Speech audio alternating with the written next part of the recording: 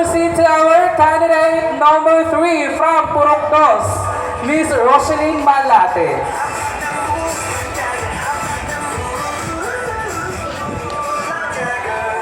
Will you take your question?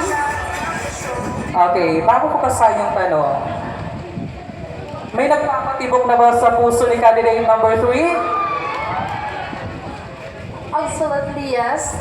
Okay, lahat pala dito taken na. Bahala kayo. Okay, meron pa yung katanungan.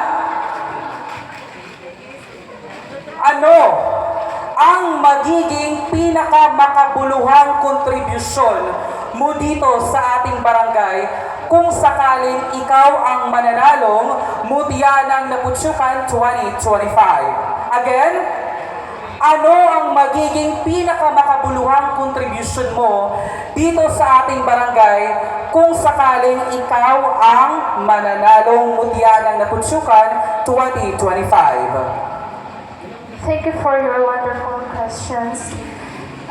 Kung pagbibigyan ako ng pagkakataon na magbigay ng kontribusyon sa aking mahal na barangay, ang kontribusyon na aking maitataguyod ay ang programang edukasyon at pangangalaga sa kalusugan at mapanatiling malinis ang ating kapaligiran. That's why I am here to all of you